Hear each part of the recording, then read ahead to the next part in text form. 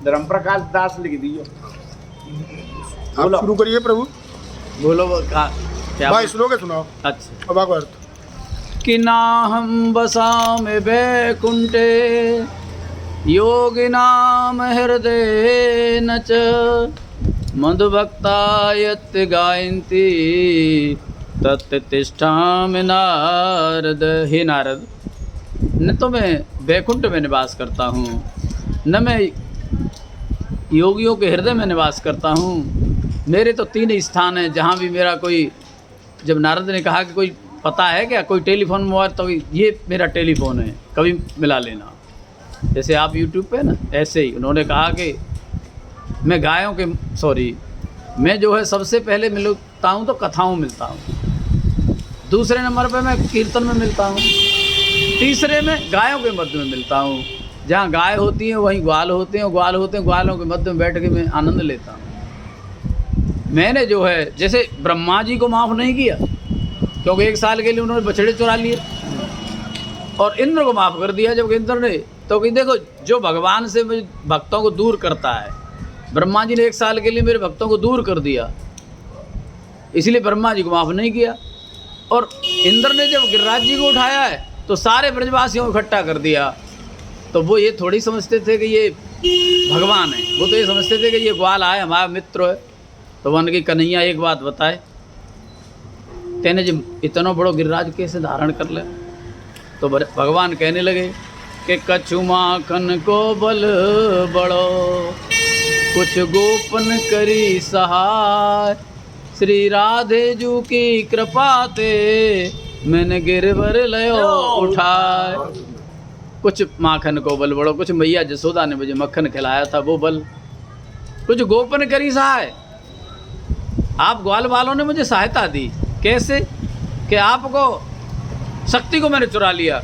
ग्वाल वाल बोले वाह रे वाह कन्हैया, हम तो ये समझते थे कि जो है तू माखन ही चुराव तो तेने तो वही शक्ति चुरा ली।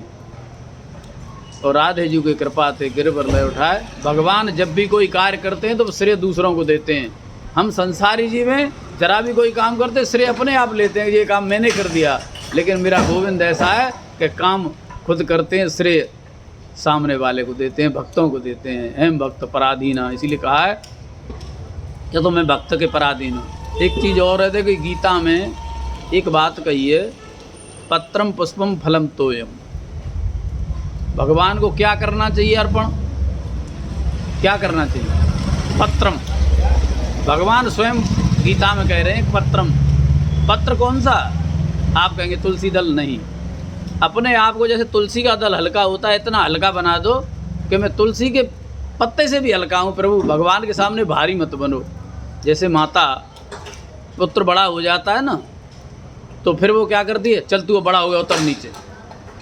भगवान के सामने हमेशा छोटे बनो। और किसी के सामने झुकोगे, मैं आपके चरण स्पर्श करूँ तो आप मुझे कुछ न कुछ आशीर्वाद तो देंगे। छोटा बनना चाहिए, बड़ा नहीं बनना चाहिए आपके समक्ष। बड़ा बनूंगा तो मैं घाटे में रहूँगा, इसलिए मुझे बड़ा नहीं बनना चाहिए, छोटा। तो पत्रम, तो कैसे बनो? भगवान के सामने तुलसी के दल से भी हल्के बनो, पत्रम। अब है पुष्पम, जहाँ में दोहन्यू ना लग रही है हमारी, और तो मत देना रे भगवान। पुष्पम, पुष्प से मतलब है एक दूसरा नाम है सुमन। तो सुमन का मतलब सुंदर मन। भगवान को देना है तो अपना सुंदर मन दो, भगवान को अर्पित करो तो अपनी चीज़ करो। अब मान लो तुम पे भगवान की कृपा से 1,00,000 2,00,000 रुपये आएंगे, 10 रुपये लिया, 50 100 वृंदावन चढ़ाया है।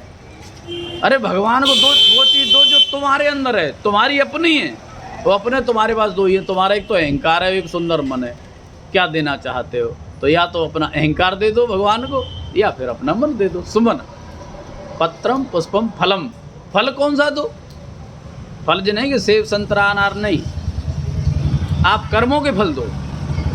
जैसे छाया कभी अलग नहीं हो सकती, ऐसे ही कर्म आपसे अलग नहीं हो सकते।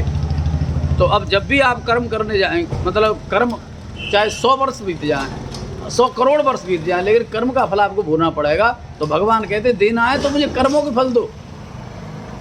और इसके बाद है तोयम। तोयम कहते हैं संस्कृत में जल को, पत्रम पुष्पम फलम तोयम। तो तोयम से